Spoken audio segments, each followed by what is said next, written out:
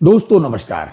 आखिरकार आज केंद्रीय मंत्रिमंडल द्वारा 8वें पे कमीशन की घोषणा भाई साहब कर दी गई।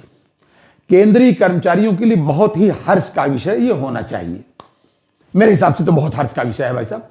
अभी पिछले महीने तक बल्कि लगातार ये खबरें आ रही थी कि पता नहीं सरकार इसकी घोषणा करेगी नहीं करेगी, खत्म कर देगी या क्या करेगी, ये बातचीत चल रही थी। लेकिन उस पर एक विराम लगा और आज मुझे लगता है कि करीब 3:15 बजे शाम को, बल्कि यूं कहें कि 3:17 पर यह न्यूज आई। मंत्रिमंडल की जो मीटिंग हुई मोदी साहब की, प्रधानमंत्री मोदी जी की अध्यक्षता में हुई और उसमें निर्णय लिया गया। और 3:17 के आसपास प्रेस कॉन्फ्रेंस में केंद्रीय मंत्री अश्विनी वैष्णव साहब ने आकर के इसकी घोषणा की। अब इसमें भाई साहब ये होगा कि मेरा अंदाजा है कि 3 सदस्यीय कमेटी बनाई जाएगी जो अपनी रिपोर्ट देगी। ये समझ लीजिए कि ये एक पे कमीशन होता क्या है। मैं आपको पहले बता दूं कि ये एक निकाय है केंद्रीय गवर्नमेंट का, जो केंद्रीय कर्मचारियों की जो है सेवा, वेतन और इन सब चीजों की जो है इसके बारे में जांच करती है और ये निर्णय करती है कि इनका कितना वेतन बढ़ना चाहिए या इनकी सर्विस कंडीशन क्या होनी चाहिए। जी हाँ, अब इससे जो लाभ होगा पहले मैं बता दूं, क्योंकि जाहिर सी बात है कि पिछली बार से सैलरी बढ़नी ही बढ़नी है और ठीक से बढ़नी है, जो संकेत आ रहे हैं। बहुत हर्ष का विषय है भाई साहब। जी हाँ, अब कितनी बढ़नी है ये भी बता दूं। तो सबसे पहले मैं ये बता दूं कि कितने लोगों की बढ़नी है।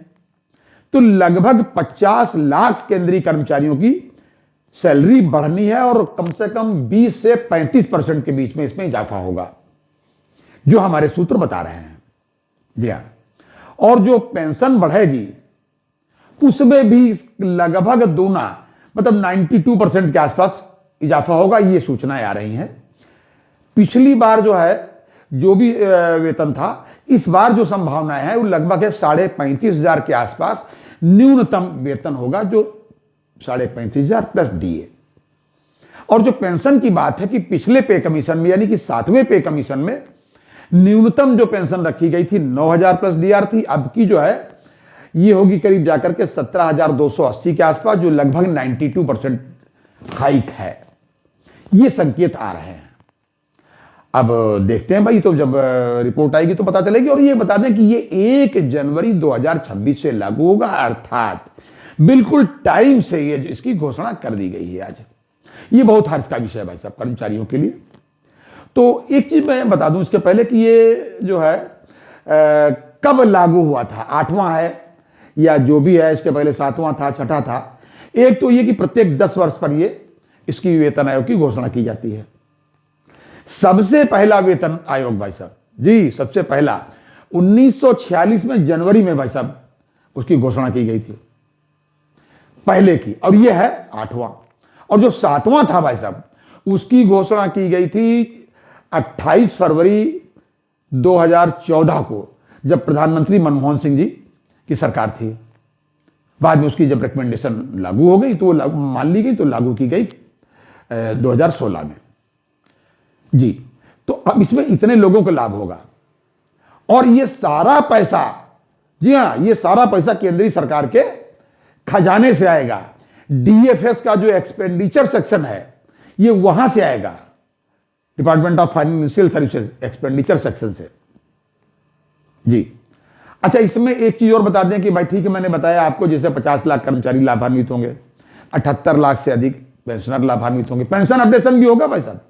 ये वो मामला नहीं है बैंक वालों की तरीके से कि 32 साल से पेंशन अपडेशन नहीं हुआ, जबकि दोनों में मूल चूल अंतर है। इसमें तो सरकार के खजाने से पैसा जाना है और सरकार के खजाने से जो पैसा जाना है वो हमारे आपके सबके टैक्स से ही इकट्ठा होता है। और बैंक वालों का जहां तक मामला है, उनकी चाहे सैलरी मिलनी हो, चाहे वो उनको पेंशन मिलनी हो, वो उनके ही पैसे से उनको पैसा मिलता है। जी, ये अंतर है। अब उसमें क्या मैं कह सकता हूं, मैं तो यही कहूंगा कि भाई बैंक के जो स्टाफ है, वर्किंग स्टाफ करीब 8 लाख प्लस है और 8.5 लाख प्लस पेंशनर हैं। लेकिन दोनों मिला भी लें तो इनसे कम है। और साथ ही लोगों ने, बैंक वालों ने कभी भी अपने को वोट बैंक नहीं साबित किया, न कभी कोई प्रयास किया। खैर अब ये अलग का मुद्दा है। एक चीज मैं और बताना चाहता हूं कि ये लागू तो होगा, लेकिन सब पर लागू नहीं होगा। उन लोग जिन पर लागू नहीं होगा, ये मैं बता दूं, ये जैसे केंद्रीय आप कर्मचारी है, आप पर लागू होगा, लेकिन कौन से केंद्रीय कर्मचारी पर लागू नहीं होगा, ये मैं बता रहा हूं भाई साहब। उन पर लागू नहीं होगा जिनकी सेवा अवधि 18 माह अथवा 1.5 साल, मेरा मतलब एक ही बात है, 18 महीने या 1.5 साल से कम है आज की तारीख में, उन पर यह लागू नहीं होगा। एक बात और बता दें कि इनकी सेवाएं मानने के लिए, इनकी माफ कीजिएगा, रिकमेंडेशन मानने के लिए केंद्र सरकार बाध्य नहीं होती है। किसी भी रिकमेंडेशन में संशोधन कर सकती है, उसको रिजेक्ट कर सकती है। यह अलग बात है कि इनका माना सब जाता है, क्योंकि बड़ी वर्कफोर्स है, बड़ा वोट बैंक है, इसलिए माना सब जाता है। तो ये था आज तक का अपडेट, और बड़ा ही हर्ष के साथ मैंने इसको बताया, क्योंकि बहुत ही खुशी की बात है कर्मचारियों के लिए। मजदूर की मजदूरी अगर टाइम से मिलती है, कहा तो ये जाता है, यहां तक भाई साहब कहा जाता है कि मजदूर की मजदूरी उसका पसीना सूखने से पहले मिल जानी चाहिए। तो बहरहाल ये जो बढ़ोतरी होगी, ये बढ़ोतरी 1 जनवरी 2026 से भाई साहब लागू होगी। मैंने अब जैसा बताया कि इसमें जो है करीब 20 से 35% के बीच में सैलरी बढ़ेगी, और पेंशन तो 92% के आसपास बढ़ेगी, प्लस मतलब जो है न्यूनतम हो, जब मैंने बताया कि 17,280 प्लस डीआर। लेकिन तमाम कर्मचारी संगठन हैं वो बहुत ज्यादा खुश इससे नहीं है, वो 7वें से भी बहुत ज्यादा खुश नहीं थे। उनका कहना है कि ओपीएस लागू की जाए, जिसमें पेंशन की गारंटी है। देखते हैं खैर इसमें क्या होता है। ये था आज तक का अपडेट। अगली बार किसी अन्य अपडेट के साथ फिर हाजिर होंगे, तब तक के लिए इजाजत दीजिए और अपनी सेहत का पूरा ध्यान रखिए। जय हिंद, जय भारत, नमस्कार।